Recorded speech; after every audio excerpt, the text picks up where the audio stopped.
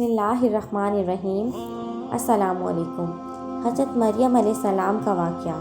حضرت مریم علیہ السلام کے والد کا نام عمران اور وہ حضرت سلیمان علیہ السلام کی اولادوں میں سے تھے، اور حضرت مریم علیہ السلام کی والدہ کا نام حنا تھا اور وہ حضرت داؤد علیہ السلام کی اولاد میں سے تھیں۔ حضرت عمران بنی اسرائیل میں بڑے عابد، زاہد اور عالم تھے، اس لیے مسجد اقصیٰ کی امامت لوگوں نے آپ کے سپرد کی ہوئی تھی۔ حضرت حنا آپ کے پاس اولاد نہیں تھی۔ ایک دن انہوں نے ایک درخت کے اوپر ایک چڑیا دیکھی، جو چڑیا اپنے بچوں سے پیار کر رہی تھی اور انہیں دانا کھلا رہی تھی۔ حضرت حنا کی نظر جب اس چڑیا پر پڑی تو آپ کا دل بھر آیا اور آپ نے بارگاہ الہی میں دعا کی۔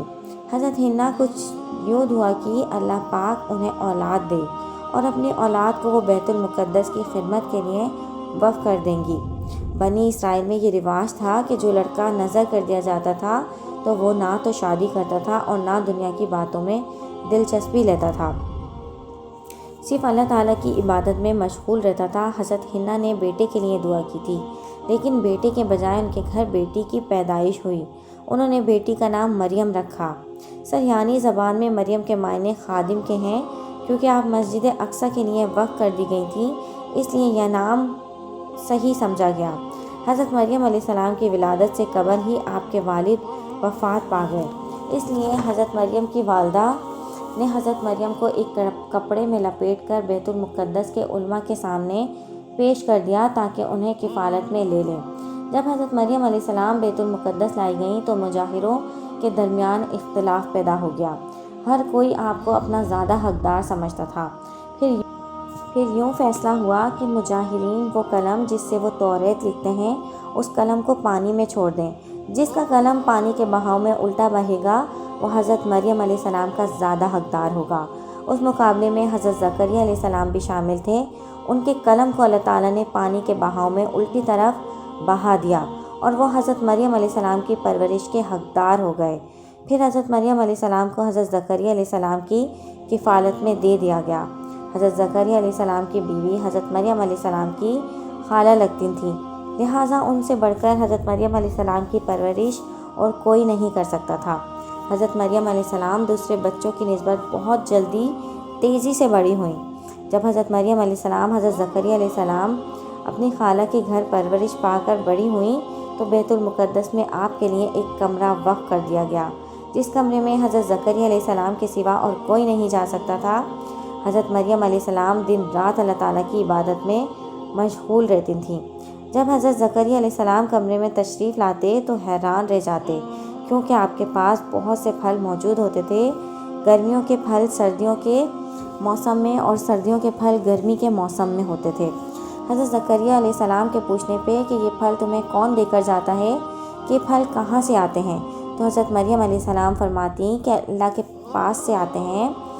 اللہ تبارک و تعالیٰ نے حضرت مریم علیہ السلام کو پسندیدہ اور مومنین بندیوں میں شمار کیا تھا، جیسا کہ سورہ آل عمران میں ارشاد ہوا ہے: فرشتوں نے کہا، بے شک اللہ نے چن لیا ہے تمہیں اور خوب پاک کر دیا ہے اور پسند کیا ہے پورے جہاں کی عورتوں سے۔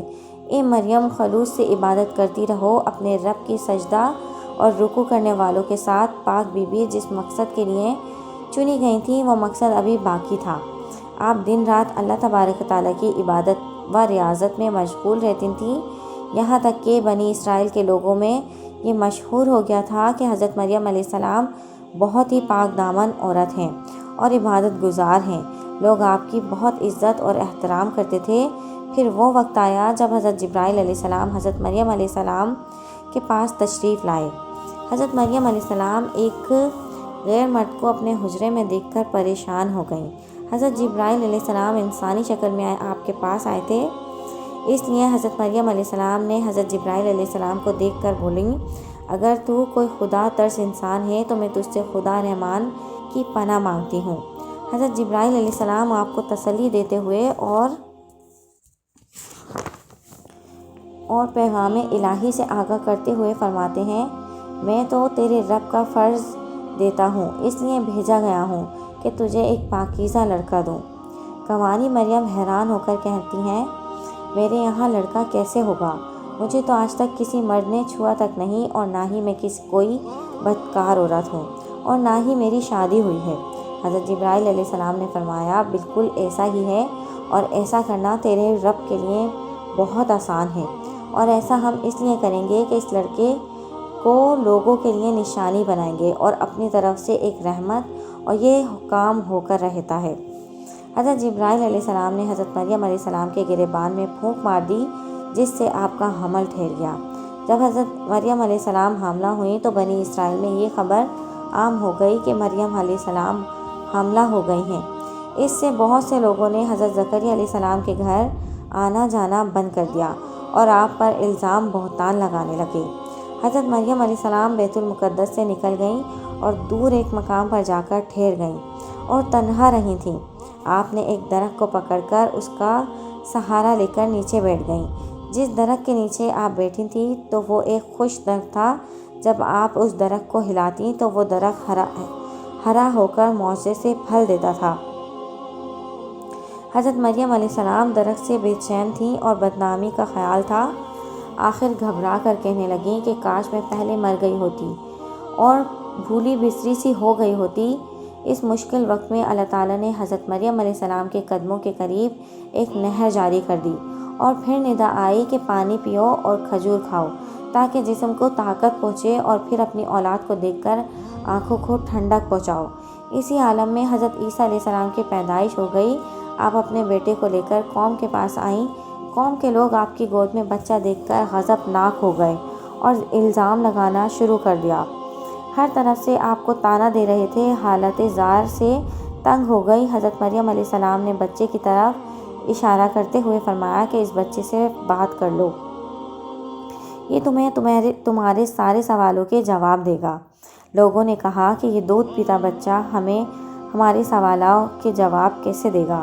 اچانک حضرت عیسیٰ علیہ السلام نے بولنا شروع کر دیا۔